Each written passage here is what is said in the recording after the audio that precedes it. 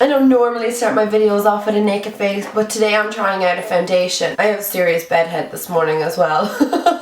This is the Milani Conceal and Perfect 2-in-1 foundation and concealer, and I got I got the number 06, and looking at it here and on camera, I think it might be a little bit too dark for me, but we'll see while I'm trying it out. I posted up a picture of a Beauty Joint order that I got. This is where I bought it, from Beauty Joint, because you can't get Milani in Ireland. And a lot of people said they'd love to see that foundation in action. Beauty Joint is amazing because you can buy loads of American brands that you can't get in Ireland. The only problem is when you're buying something like a foundation, you kind of want to be certain as to the foundation colour, and that's not always really easy. So I was looking up pictures online and like other girls on YouTube that had done videos on Milani's foundation, and I was seeing like what colour they got, if they've similar skin tone to me, if they're a shade lighter, if they're a shade darker. Now my skin is relatively tanned at the moment. You can't see because of course the lighting is washing me out here. I'm sitting in front of a huge window. I am a little bit tan at the moment, so I'm praying that I can get away with it, and there's nothing that a bit of concealer can't sort out. We'll fix it anyway. The things that this foundation claims to do is to be a medium to full coverage, lightweight, oil-free formula,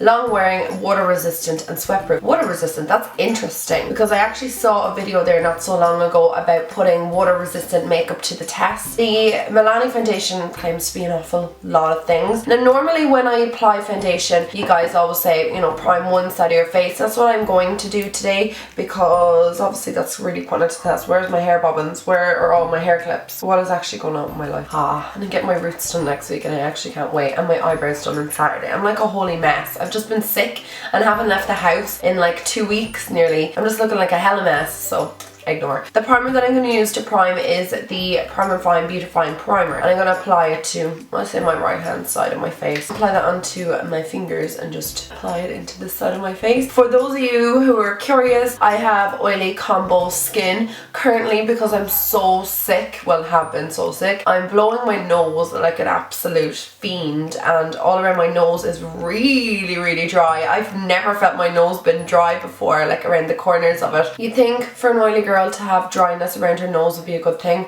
but it's really not because it's just dry patches and it's not attractive. So I'm going to apply this with both a beauty blender and give me a brush. I'm going to take the Sigma Flat Kabuki, this is my F80 brush, and my stained beauty blender. Okay, so remember this is the prime side and this is the unprime side. Oh, it comes with a pump. Yes, I absolutely love foundations that comes with a pump. Not sure about the colour. Might get away with it. So I'm going to apply the beauty blender on this side. I'm not sure about the colour.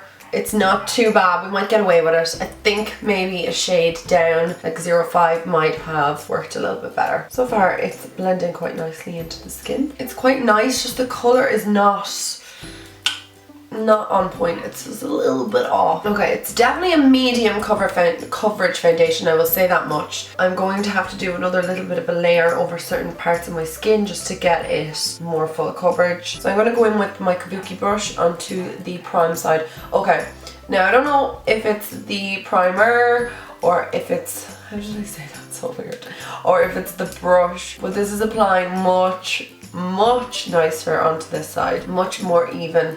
I'm getting a better coverage on this side. Probably got to do with the brush because you know my beauty blenders kind of eat half the product. Yeah, I'm liking this side much better. I'm getting much more coverage and it's not kind of sitting into my skin. That's why I hate when I don't wear primer. It kind of like sinks into your pores. It just looks like absolute crap on the skin. The Sigma F80 is just a dream to apply this foundation. First thoughts, you probably can't see this yourselves, but this side, way more full coverage than this side. This side has like sank into my pores, gathering in certain areas. I'm really not liking the application of it at all on this side. This side is perfect. It's exactly what I want. I think it is giving me a nice coverage. It's definitely medium buildable to a more fuller coverage. The colour's a little bit off, like a tiny bit off. I like the finish of it. It's slightly dewy. I'm kind of looking in the viewfinder to see what way it looks as well, so sorry if I'm looking over here. This side, it's sinking into my pores and my cheeks. I don't know if it's something to do with the fact it's not primed, possibly, and I hate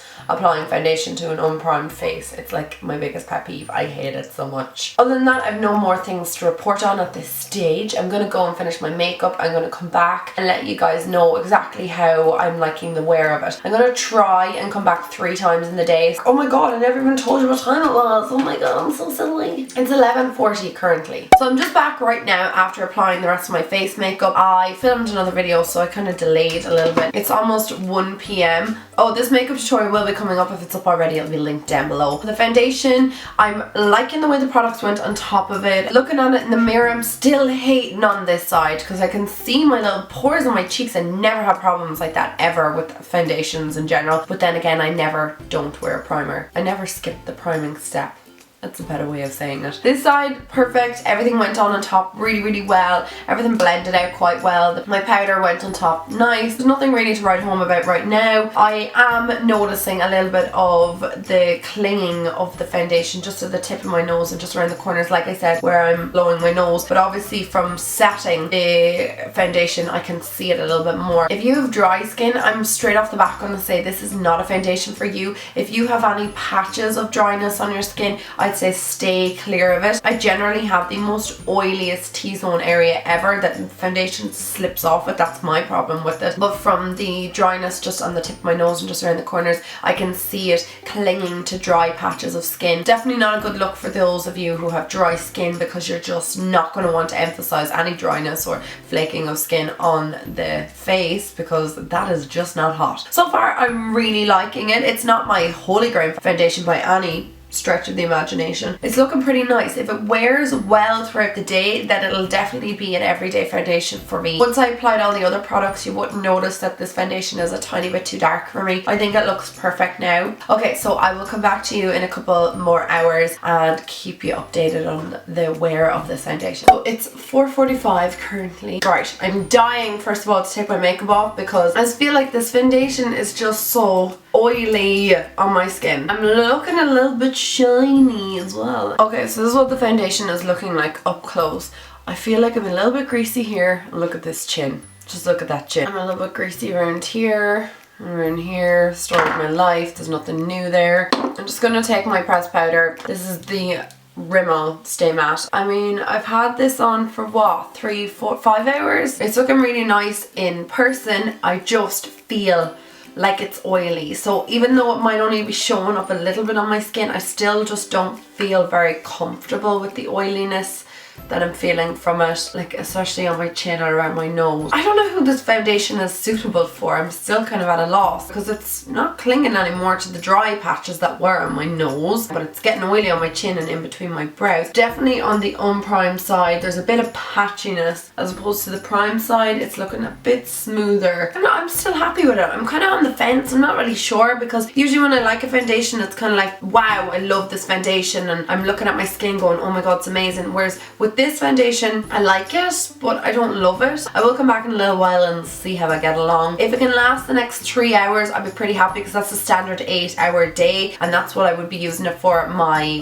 day in work. Okay guys, I'm back from my final update of the day. It's now 7:48. I've had this on for, what's that, 8 hours now, this foundation. It's fine for an everyday makeup. It's grand, you know, if you're flying out to the cinema or you just want a bit of coverage on the skin. To be honest, the breakdown is occurring a lot more on the unprimed side. Around my jawline, it's kind of breaking down big time. I was wearing my glasses and you can kind of see dents where the glasses were. My chin area, a little bit of breakdown there. I'm so much more oilier and it's oxidized tons and tons. Now I have a little bit of a spot coming up here. I don't know if it's from the foundation been on my skin irritating it or if I'm just getting a spot on my face. It's fine. I'm not mega blown away by it. Usually at this stage of the day I'm like, yeah, I love this foundation and it's definitely a foundation I'm gonna wear. I'm just really like underwhelmed, let's say that, about the foundation. I'm not blown away by it. There's nothing too major about it